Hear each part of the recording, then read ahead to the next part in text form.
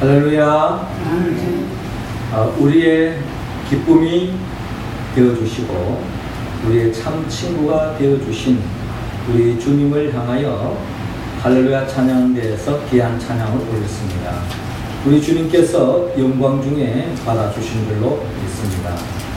찬양의 가사처럼 우리를 친구로 삼아주시고 우리를 동력자로 불러주셔서 우리와 함께 하나님의 나라를 세워가기를 기뻐하시는 우리 주님을 생각하면서 그 감격으로 그 기쁨으로 하나님의 나라에 몸된 교회를 위하여 충성하고 봉사하며 나가는 우리 모두가 되기를 주의 이름으로 축원합니다. 우리 옆 사람 가면 인사 나눕시다. 주 안에서 기뻐합시다.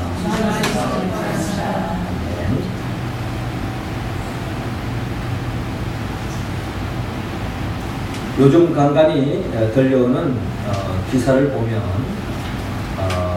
강마다 녹조 현상으로 인해서 많은 어려움을 겪고 있다고 합니다. 강만 그런 것이 아닙니다. 바다도 적조 현상으로 인해 가지고 많은 생태계에 위협을 당하고 있는 것이 오늘 이 한반도를 중심으로 해서 오늘 이 지구촌에 곳곳에서 나타나고 있는 현상이라는 것입니다. 이런 모든 것들이 결국 환경학자들이나 기상학자의 표현에 하면은 결국 이 지구촌의 온난화 현상으로 인해 가지고 이와 같은 좋지 않는 기후 징후가 계속 나타나고 있다라고 말하고 있습니다. 특별히 온난화 현상을 통해서 이 남극이나 특히 북극 쪽에 많은 빙하들이 녹아져 가고 있고 또 북극에서 나름대로 삶을 지탱하고 있는 많은 또 동물들도 생명의 위협을 받고 있는 것이 오늘의 현실이다라고 우리가 기사를 통하여 또 알게 되었습니다. 이처럼 북극의 빙하가 점점 녹아지면서 오늘 이 지구촌 전체의 생태계 교란이 일어나고 있는 것은 현실입니다만 그러나 또 한편 이 온난화 현상을 통해서 좋지 못한 징후가 전반적이지만 또 그 가운데 우리가 예전에 경험하지 못했던 새로운 형태의 또 우리의 눈을 뜨게 하고 또 새로운 형태의 또 변화가 좋은 징조도 없지 않아 있다라는 것입니다. 그것은 달리가 아니라 이 북극에 있는 이 빙하로 인해 가지고 그쪽에 있는 바다는 다 꽁꽁 얼었기 때문에 배들이 그쪽으로 다닐 수가 없는 거죠. 그런데 이제 이 온난화 현상을 통해 가지고 이 북극 지역에 있는 바다들이 점점 녹아지면서 이 북쪽으로 이렇게 배들이 움직일 수 있는 그런 길이 열렸다라고 하는 기사를 또 우리가 또 최근을 통하여 보게 되어집니다. 우리나라 같은 경우에 유럽 쪽으로 이렇게 화물을 이제 이송할 때에 예전에는 저기 인도 쪽으로 거쳐가지고 또 수에즈 운하를 통과하여서 네덜란드 노트르담에 도착하는데 그 전통적인 그 거리가 22,000km가 되었다고 합니다. 그런데 이제 이 북쪽에 이 북극 지역에 있는 얼음이 이제 녹아지면서 북극 항로가 이제 개발되어졌는데 그 거리가 기존보다는 작은 15,000km, 약 절반에 가까울 정도로 이렇게 단축되어졌다는 겁니다. 그래서 우리가 수출하는 그 물건을 배에 실어서 옮길 때에 예전보다 시간적으로나 또 경비면에 있어서 절반으로 이렇게 줄어드니까 경제적인 효과도 없지 않아 있다 하면서 새로운 항로를 지금 개발하고 있고 또 그렇게 지금 시험하고 있는 그런 단계에 놓여져 있는 것을 볼 수가 있습니다. 이처럼 온난화로 인하여서 지구촌 전반적으로 부정적인 기후가 있습니다만은 그 속에서도 또 나름대로 또 이런 예전에 경험하지 못했던 새로운 길이 열리면서 또 우리 눈을 뜨게 하고 또 경제적인 또 새로운 가치를 우리가 또 부과하게 되는 것을 볼 수가 있습니다. 이 모든 것이 온난화 현상으로 인한 결과다 하는 것입니다. 예수님은 이 세상에 오늘 성경 본문에 의하면 주님은 이 세상에 불로 오셨다. 이 세상에 불을 던지기 위해서 이 땅에 오셨다. 이 세상을 뜨겁게 하기 위해서 이 세상에 오셨다라고 오늘 성경은 우리에게 말씀하고 있습니다.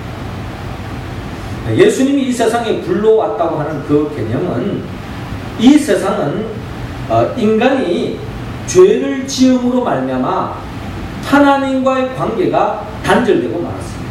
그러니까 하나님께로 나아가는 그 길이 얼어붙었다는 겁니다. 꽁꽁 얼어붙어서 도저히 하나님께로 나아갈 수 있는 길이 닫히고 말았다는 겁니다. 그리고 죄를 지음으로 말미암아 영적으로 이 세상은 꽁꽁 얼어붙어가지고 그 어떠한 생명도 삭을 틀 수 없고 생명이 살아 숨쉴 수 없는 그런 동토와 같은 북극과 같은 세상으로 전락되고 말았다. 이러한 죄로 말미암아 얼어붙어 있는 그 어떠한 생명도 하나님의 복을 누릴 수 없는 이 얼어붙은 이 세상 속에 주님은 불로 오셨다는 거예요. 불로. 그래서 예수님은 말씀이 육신이 되어 이 세상에 불로 오셨다. 요한복음 1장 9절의 표현에 하면 예수님은 이 세상에 빛으로 오셨다라고 말합니다. 불과 이 빛이 좀 연관성이 있지 않습니까? 주님은 이 세상에 불로 오셨고 요한복음 1장 9절의 표현에 의하면 빛으로 오셨다. 오늘 성경 보면 누가복음 12장 49절에는 주님 이 세상에 불로 오셨다. 불로 오신 예수님께서 이 세상에서 다시 잃어버린 하나님의 나라를 되찾고 다시 하나님을 나라를 세우기 위해서 주님은 어떤 삶을 사셨는가를 오늘 성경은 우리에게 보여주고 있습니다. 결국 지난주에 이어서 결국 하나님의 나라의 일꾼으로서 저와 여러분들을 부름을 받았는데 하나님의 나라의 일꾼으로서 저와 여러분들이 어떤 삶을 살아야 하는지 하나님의 명령이 무엇인지 우리가 이 세상에 추구해야 할 최고의 가치가 무엇인지 성경은 우리에게 가르쳐주고 있습니다. 주님은 하나님의 나라의 일꾼으로 살아가는 저와 여러분들에게 오늘 본문 49절을 중심으로 복음을 전파하라고 우리에게 먼저 말씀하고 있습니다. 49절 말씀 우리 같이 한번 읽어봅시다. 시작. 내가 불을 땅에 던지러 왔노니 이 불이 이미 붙었으면 내가 무엇을 원하리요. 하나님께서는 하나님의 나라 일꾼으로 저와 여러분들이 복음을 전파하기를 주님은 원하고 있습니다. 오늘 본문 49절에 내가 불을 땅에 던지러 왔다라고 말씀합니다. 예수님이 이 세상에 불을 지피기 위해서 이 땅에 오셨다. 그런데 예수님이 이 땅에 오셔서 이미 불을 지폈는데 이 불이 이미 붙었으면 내가 무엇을 원하리고? 예수님이 이 불이 지펴져 가지고 불이 활 타오르기를 원하는데 지금도 아직 그 불씨가 미비하다는 거예요. 어떻게 보면 그 불씨가 순간적으로 바람에 의해서 꺼질 수 있는 상황, 그런 상황 속에서 예수님은 이미 가지고 있는 이 불이 꺼지지 않고 점점 지펴져서 불길이 타오기를 원합니다.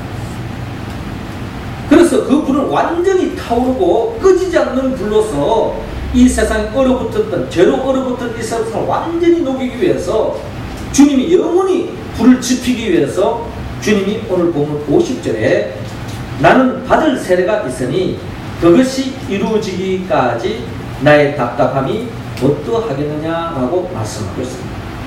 자, 주님이 이 세상에 오셨지만 또 공생애를 통해서 제자들과 함께 주님의 복음을 전가하고 있지만 아직도 그 불이 완전한 불이 아니라는 겁니다. 완전한 불을 지피기 위해서 주님이 하셔야 할 일이 있는데 오늘 성경 본문 50절에 나는 받을 세례가 있다라고 말씀하고 있습니다. 예수님은 사실 이미 세례를 받았어요. 세례 요한을 통하여 물 세례를 받았습니다. 자, 물 세례를 받으셨는데 무슨 또 주님이 또 다른 세례를 받으려고 하는가? 세례 요한으로부터 물 세례는 받았지만 예수님이 또 받을 세례가 하나 있었는데 그 세례가 바로 하나님이 주시는 세례. 그 하나님이 주시는 세례가 무엇인가 하니 바로 십자가를 이야기하고 있습니다. 십자가를 진다고 하는 것은 세례 받는 것과 똑같습니다. 여러분, 우리가 신앙생활에서 우리가 믿음 생활에 들어가면 또 우리가 예수를 영접하고 또 결단하면 세례를 받습니다. 아마 여기 계시는 분은 거의 다 세례 받은 교인들이죠. 그래서 하나님이 하나님의 나라 일꾼으로 우리가 교회에서 직분을 세울 때도요, 세례 받지 않은 사람은 결코 세우지 않습니다. 세례는 무엇을 의미합니까? 세례는 결국 내 뜻을 죽이고 하나님의 뜻을 앞세우는 사람이 세례받은 의미라는 것입니다. 그러니까 주의 몸된 교회 일꾼으로 주의 몸된 교회 직분자로 부름을 받은 사람이 하나님의 뜻을 따르지 않고 내 생각을 따른다면 그것은 주님의 나라의 일꾼이 아니요 주의 몸된 교회 일꾼이 아니라는 겁니다. 말만 교인이지 진정한 일꾼이 아니라는 거예요. 이 일꾼이 되려면 하나님의 나라 교회 일꾼이 되려면 철저하게 내 뜻보다는 하나님의 뜻을 붙잡고 그 뜻을 이루기 위해서 몸부림치는 사람, 그게 바로 세례교인의 특징이요, 그렇게 세례받았다고 결단한 사람만이 주님의 몸된 교회에 직분을 세워주고 그런 직분 받은 자들에 의해서 교회가 지탱되어지고 이 교회를 통해서 하나님의 나라가 확장되어진다. 세례를 받았음에도 불구하고 하나님의 뜻 앞에 순종하지 않고 자기 마음대로 자기 멋대로 했을 때에 그 교회가 여러분 교회가 될 수 있겠습니까? 그런 교회가 되어지면 콩가루 교회, 모래 위에 세워진 집과 다를 바가 없을 것입니다. 반석 위에 세워진 집, 풍랑이 오고 청수가 되고 무너지지 않는 그 집, 그 반석 위에 세워진 집이 뭡니까? 바로 세례교인으로서 어떠한 일이 있더라도 하나님의 뜻을 이루겠다라고 맹세한 사람, 그런 사람들에 의해서 교회는 세워지고 그런 사람들에 의해서 교회가 부강되어지고 그런 사람들을 통해서 교회가 건강되어지고 그런 사람을 통해서 하나님의 나라가 확장되어진다. 그러기에 주님은 이 영적 비밀을 잘 아시기에 주님은 단순히 물세례를 받은 것으로 머무르지 않습니다. 진정한 하나님이 주실 세례, 하나님으로부터 받을 세례, 십자가의 길을 걸어가는 겁니다. 예수님이 십자가에 못 박혀 죽어야만이 결국 우리 모든 죄의 문제를 해결할 수 있고 그 십자가의 죽음을 통해서 그 예수 그리스도를 통해서 우리는 하나님과의 관계가 얼어붙었던 것들이 다 녹아지고 주님 안에서 새로운 인생, 생명의 새로운 삶을 펼쳐갈 수 있다는 것입니다. 그래서 예수님은 나는 받을 세례가 있으니 그것이 이루기까지 나의 답답함이 어떠하겠느냐. 지금 주님이 예수님 제자들과 함께 거닐고 있지만 주님은 지금 답답한 거예요. 그러면도 주님의 갈망은 어디 있습니까? 내가 하나님의 뜻을 이루기 위해서 십자가에 못 박혀 죽어야 된다. 그것을 이루기 위해서, 그것을 이루기까지 주님은 몸부림치고 있고 그것을 이루는 그때까지는 주님의 마음을 놓을 수가 없다는 거예요. 그래서 예수님은 십자가를 길을 가고 있는 그 길목에 예수님께서 십자가를 이야기하고 있습니다. 그렇습니다. 예수님은 이 세상에 불러오셨습니다. 그 불을 영원히 지피기 위해서, 그 불을 통하여서 우리 모든 죄의 문제를 해결하기 위하여 예수님은 십자가에 못 박혀 죽으시고 죽은 자 가운데 3일 만에 부활하셨습니다. 그래서 그 예수 그리스도만이 진정한 우리가 얼어붙었던 죄로 말미암아 얼어붙었던 모든 것을 녹일 수 있는 분은 오직 예수도 한 분밖에 없다는 것을 성경은 증거하고 있습니다. 성경에 보면은 하늘에서 불이 내려오는데 그 불이 두 종류로 그 불이 해석되어집니다.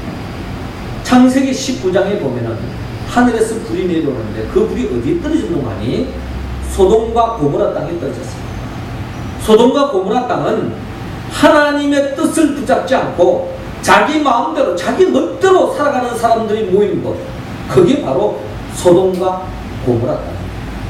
단순히 윤리적으로 타락하고 육체적으로 타락하는 이런 개념이 아니라 하나님의 뜻을 거스르고 자기 마음대로 살아가는 사람, 이런 사람들이 모인 것이 소돔과 고모라 땅 아닙니까? 거기에 하나님이 불이 임했을 때에 그 불과 유황으로 인해서 소돔과 고모라 땅은 다 멸망되고 말았다. 그런데 우리가 잘 아는 열왕기상 18장에 보면은 이 갈멜산에 하나님이 불이 떨어져요. 그때 마침 하나님을 섬겼던 엘리야 선지자가 바알 선지자와 영적 대결을 합니다. 어떤 대결을 합니까? 엘리야가 제단을 샀고요, 또 바알 선지자들이 제단을 샀습니다. 그러면서 엘리야는 진정한 우리의 인생의 구원자, 이 역사의 구원자, 우리의 삶의 모든 문제를 해결할 자는 오직 하나님 한 분밖에 없다, 하나님만이 우리의 모든 문제를 해결할 수 있다라고 주장했던 것이 바로 엘리야의 주장이었고, 바알 선지자들은 그렇지 않다, 바알 신만이 진정한 우리의 구원자다 라고 이야기하면서 서로가 주장을 했습니다. 그래서 역사 앞에서 모든 사람들이 지켜보는 가운데서 누구의 신이 참 신인가 제단을 샀자, 그리고 자기 각자의 신에게 부르짖어 가지고 거기에 불이 임하는 그 신이 참 신이다라고 결정을 내리고 각자 하나님 앞에 부르짖었습니다. 엘리야는 하나님을 부르짖었겠죠? 바알 선지자는 바알을 부르짖을 거예요. 누구에게 불이 임했습니까? 엘리야가 쌓았던 그 제단에 하나님의 불이 임했습니다. 그 불이 임함으로 말미암아 결국 엘리야가 살 길이 열렸고요, 하나님의 구원을 맛보는 것을 바랍니다. 그렇습니다. 이 세상에 똑같이 하늘에서 불이 내려왔는데 어떤 사람에게는 심판의 불로 다가오지만 어떤 사람에게는 구원의 불로 다가온다는 겁니다. 예수님이 바로 이런 불입니다. 예수님이 불로 이 땅에 오셨는데 그 예수를 나의 주 나의 하나님으로 영접하고 주님의 뜻대로 사는 자들에게는 그 주님으로 인하여 더 없는 복을 누리고 구원을 맛보지만, 그 주님을 배척하고 대적하고 주님을 거스른 사람은 결국 주님으로 인하여 심판당할 수밖에 없다는 것을 성경은 말씀하고 있습니다. 그러므로 우리는 이 세상에 불러오신 이 예수 그리스도 앞에서 한 사람도 심판당하지 않고 구원을 받기를 원하는 것, 이게 바로 주님의 마음입니다. 주님의 마음입니다. 하나님 아버지의 마음입니다. 그러므로 우리 모두는 하나님 아버지의 마음을 품고 주님의 마음을 품고, 주님은 결코 이 세상을 심판하기 위해서 이 땅에 오신 것이 아니라 구원하기 위해서 이 땅에 오셨다면, 우리는 그 주님으로 말미암아 이미 구원을 받았고 하나님의 나라의 일꾼으로 부름을 받았다면, 우리 또한 아직도 우리 주에 예수 그리스도를 알지 못하고 믿지 못하는 그 생명들에게 주의 복음을 전하여서 그들을 구원케 하는 것, 이것이 바로 하나님이 우리를 향하신 바람이요, 이 땅에 하나님의 나라의 일꾼으로 살아가는 저와 여러분들이 가져야 할 마음 자세라는 것입니다. 그렇습니다. 하나님은 우리의 참 구원자 되시는 예수 그리스도의 복음을 전가하기를 원합니다. 우리 주위는 아직도 예수를 알지 못하고 믿지 못한 채 죽어가는 생명, 아직도 마귀의 시험에 빠져서 영적으로 꽁꽁 얼어져 있는 생명이 있다면 그들에게 주의 복음에 불을 지펴야 할 것입니다. 복음을 전가해야 될 것입니다. 그 길만이 살 길입니다. 사랑하는 성도 여러분, 무더운 날씨 속에 참 이 여름을 이기기가 쉽지 않습니다. 그럼에도 불구하고 하나님은 우리 모두에게 그런 삶의 자리에서도 우리 주변에 아직도 예수를 알지 못하고 믿지 못하는 자들에게 주의 복음을 전가하라고 말씀합니다. 이 무더운 날씨지만, 이 뜨거운 말씀이지만, 그럼에도 불구하고 아멘으로 받아들여 이 말씀에 응답함으로 여름을 이기고 또 하나님께 영광 돌리는 우리의 모습이 되기를 주의 이름으로 축원합니다. 이어서 주님은 하나님의 나라의 일꾼으로서 또 우리가 해야 할 것은 오늘 본문 51절을 통하여 분쟁을 일으키라고 말씀하고 있습니다. 자, 51절 말씀 우리 할렐루야 찬양 배우분들 읽어주시기 바랍니다. 시작. 내가 세상에 화평을 주고 합니다. 내가 너희에게 이르리 아니라 분쟁과 분쟁하게 하려 함이라. 아멘. 하나님은 우리 모두가 분쟁을 일으키라고 말씀하고 있습니다. 네, 오늘 본문 51절에 내가 세상에 화평을 주려고 온 줄로 아느냐? 그렇습니다. 주님은 이 세상에 우리에게 화평, 평화, 샬롬을 주기 위해서 이 땅에 오지 않았나? 우리가 다 그렇게 생각하고 있잖아요. 그런데 주님께서 말씀하시기를 내가 화평을 주러 온 것이 아니라 도리어 분쟁하게 하려 함이로라 라고 주님께서 폭탄선을 하고 계십니다. 참 우리가 아멘으로 받아들이기 좀 힘든 내용입니다. 사실 예수님께서 마태복음 5장 9절을 통하여 화평하게 하는 자는 복이 있나니 그들이 하나님의 아들의 일컬음을 받을 것이며 라고 주님께서 말씀한 바가 있습니다. 산상복음 어디 보면 최고의 하늘의 복음, 가장 때묻지 않은 가장 복된 말씀, 어떻게 하면 참된 하늘의 복을 맛볼 수 있느냐? 그것은 바로 주님이 지향하는 바대로 화평케 하는 사람, 갈등이 있는 곳에, 분열이 있는 곳에, 또 분쟁이 있는 곳에 평화, 화평을 도모케 하는 사람, 그런 사람이 하나님의 자녀로 일컬음을 받을 수 있고 진정한 하나님의 복을 받을 수 있다라고 말씀하는데, 이런 말씀에 우리가 아멘으로 받아들이고 또 그런 맥락 속에서 주님은 그 누구보다 화평을 지향하고 평화를 지향하는 분이라고 생각했는데, 주님께서 내가 화평을 주려 온 것이 아니라 도리어 분쟁을 주려 왔다라고 하는 이 말씀, 도대체 무슨 말씀인가? 우리로 하여금 의문케 합니다. 이어서 주님은 한술 더 떠서 이어서 52절 이렇게 말씀합니다. 이후부터 한 집에 5사람이 있어 분쟁하되 셋이 불과 둘이 셋과 하리니 아버지가 아들과 아들이 아버지와 어머니가 딸과 딸이 어머니와 시어머니가 며느리와 며느리가 시어머니와 분쟁하리라 하시니라. 어떻게 보면 더없이 가족 간에 화목하고 더 사랑하고 서로 평화가 깃들어야 할 이 가정에 풍지박산이 일어나는 그런 분쟁을 주님 붙이고 있다는 것입니다. 참 이해가 안 됩니다. 왜 주님이 이러실까? 무더운 날씨에 더위도 이기기도 쉽지 않은데 또 그냥 웬만하면 불쾌질 수도 있고 짜증스러운데 웬만하면 막 건드림도 막 화가 나는데 이렇게 가정에 분란을 일으키고 분쟁을 일으키라고 하니 도대체 이 무슨 말씀인가 하는 생각에 우리가 적게 되었습니다. 그러나 이 말씀은 우리가 한 가지 생각해야 할 것이 있는데, 우리가 주님이 이렇게 말씀하시는 것은 우리 몸에 여러분 예를 들자면 좋지 못한 세포가 자라난다고 생각하는 것이죠. 그런데 그 좋지 못하는 세포, 암세포가 조기에 발견되어졌어요. 그럼 조기에 발견되어졌으면 의사 선생님이 이것을 빨리 수술해서 이 암덩이를 드러내면은 살 수 있다라고 이야기했을 때에 아마 여러분 가운데 여러분들 아무리 몸을 살리고 또 여러분들의 몸을 또 챙기지만 내 몸에 원치 않는 세포가 자라났을 때에 이것을 빨리 도려내기를 원하는 것이 아마 여러분들의 마음이고 또 그렇게 하는 것이 지혜로운 거 아니겠습니까? 그런데 내 몸인데 어떻게 손을 댈 수 있느냐, 칼을 댈 수 있느냐, 그냥 가만 놔두겠다. 이럴 사람은 아무도 없을 것입니다. 그 어떠한 고통이 있더라도 그 어떠한 물질적인 돈이 든다 할지라도 그 암세포를 드러내면 살 수 있다면 그걸 내가 도려내는 것이 바람직한 방법이에요. 그와 마찬가지로 여러분 우리가 이 세상을 살다 보면 특별히 가까이의 사람들이 그 사람이 예를 들자면 잘못된 길을 걸어가고 있다 했을 때에 그 사람과 관계를 생각해서 내가 괜히 큰 소리 치면 뭐하느냐, 그냥 좋은 관계 속에서 좋은 게 아니냐, 웃으면서 지내자, 이렇게 생각을 가진 사람은 아무도 없을 것입니다. 여러분들의 자녀가 지금 죄악의 구렁텅이에 빠져 있어요. 나쁜 조폭에 들어가가지고 거기에서 죄를 짓고 다니고 있습니다. 그걸 보면서 그냥 웃으면서 지나갈 부모는 앞으로 없을 것입니다.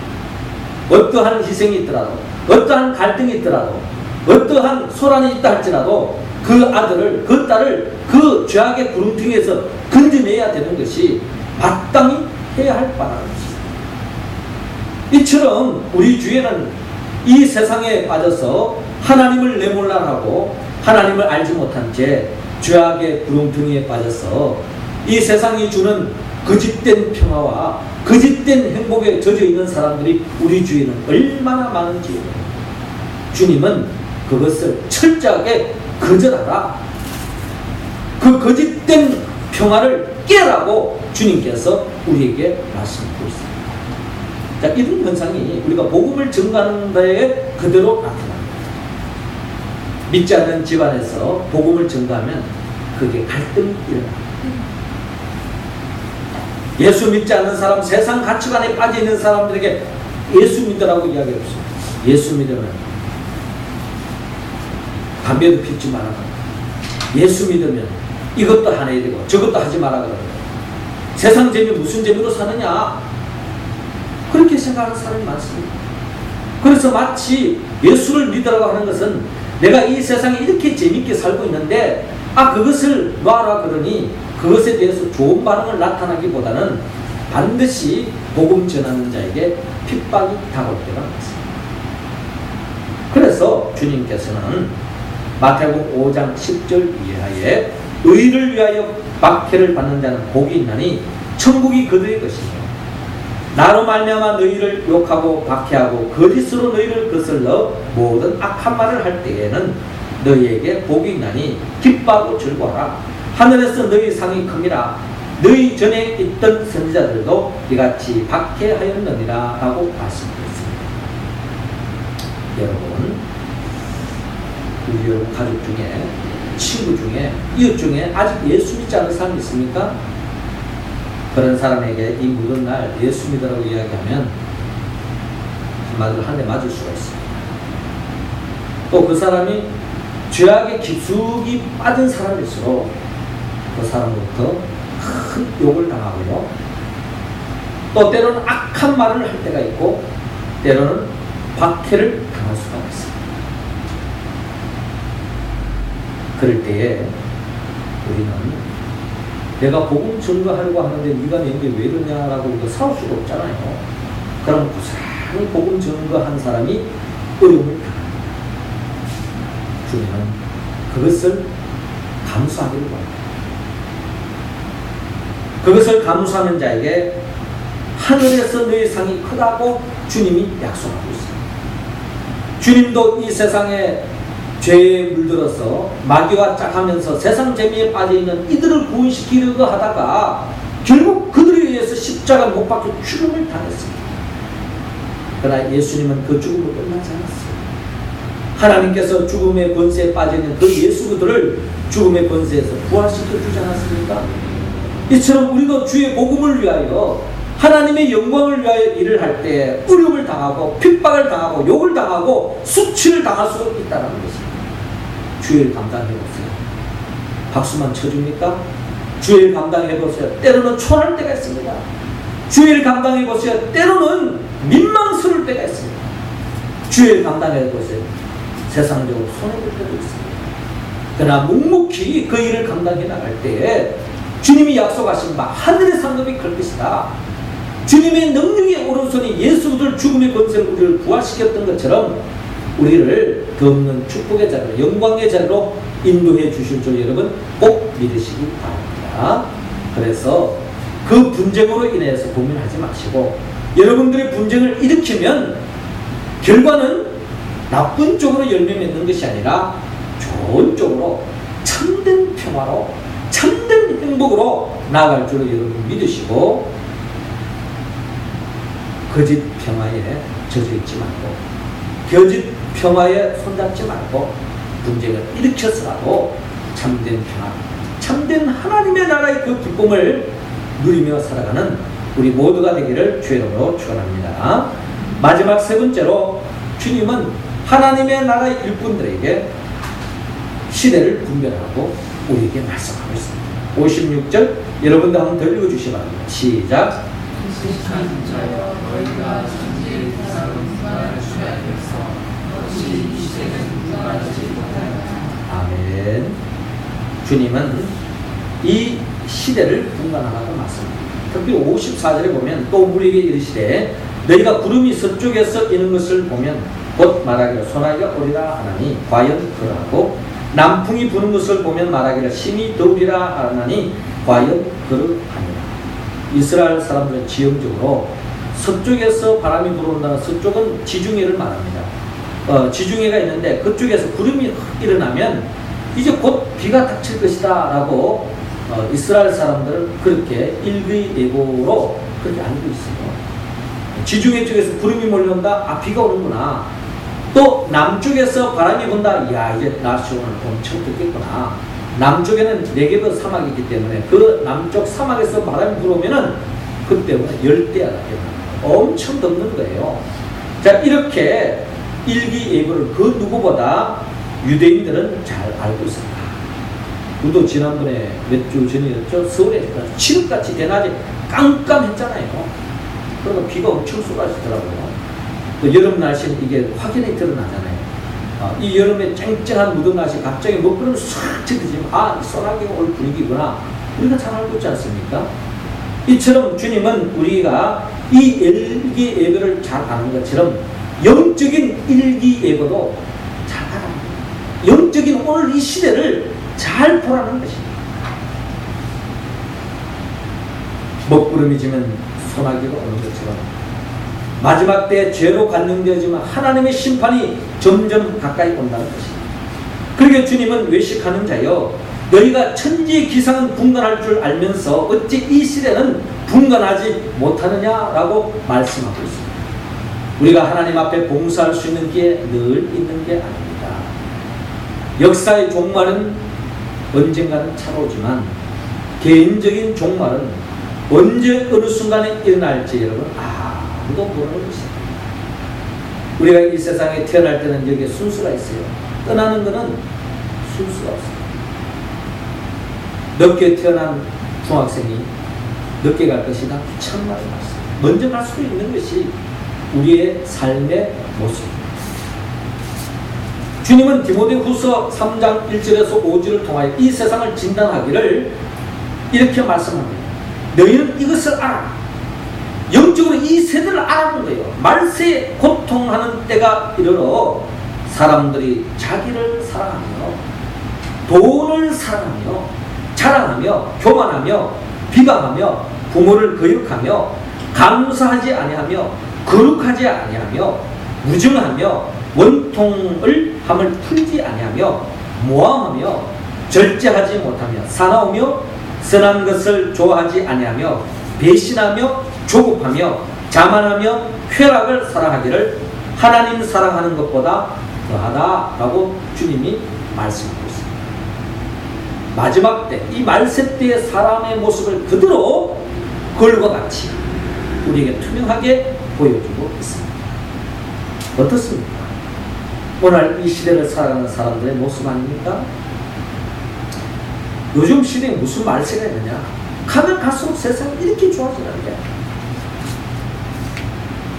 젊은 사람들은 무슨 이렇게 첨단 어떤 그 핸드폰이라든지 또 무슨 이렇게 컴퓨터라든지 이런 기기를 보면 가면 갈수록 막 계속 좋은 게 나오거든요. 예전에는 생각할 수 없었던 그런 기능들이 자꾸 나옵니다. 이야, 세상은 가면 갈수록 좋은 세상이 되겠구나. 돈만 있으면 가면 갈수록 더 행복하겠구나. 돈만 있으면 이 세상에 못할 것이 없겠구나. 아닙니다. 그건 맞습니다. 얼마나 좋은 세상이 우리에게 돌겠고. 그러니 사람들이 하나님을 찾지 않습니다. 어떻게 보면 돈만 붙잡으면 모든 것이 해결될 것 같은 세상 속에 우리는 살아가고 있어요. 돈만 있으면 리모컨을 눌러도 무더운 날씨에 에어컨 바람이 막 흘러나옵니다. 돈만 있으면 전화 한 통 하면 뭐 지방에 무슨 맛있는 거랑 다 날아올 수 있어요. 택배로 해서 다 오잖아요. 돈만 있으면 뭐 부족함이 하나도 없습니다. 사실 우리가 하나님보다 이런 세상적인 것에 더 우리가 관심을 가질 때가 좀 많고 있어요. 여기에는 말하는 마지막 때에 여러분 말세에 돈을 사랑하는데 우리 돈을 사랑하지 않을 수 없잖아요. 돈 없이 어떻게 삽니까? 문제는 하나님보다 돈을 더 사랑하고 있다는 겁니다.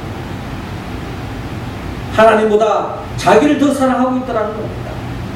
하나님보다 이 세상 재미에 더 빠져 있다는 겁니다.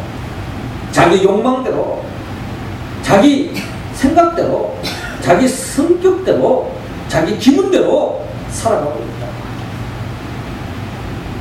결국 영적으로 눈이 어두운 사람의 특징이 있습니다. 이 세상에는 양의 탈을 쓴 욕대들이 얼마나 많은지 저는 가끔씩 신문지상으로 섬찟섬찟한 뉴스를 들을 때가 있는데 그 내용은 다름이 아니라 많은 사람끼리 이렇게 해가지고 보험을 들어가지고 보험금 타기 위해서 사람을 죽이는 그런 경우를 보는데 더 끔찍한 거는요, 가족 간에도 이런 일들이 비일비재하게 지금 나타나고 있다는 거예요.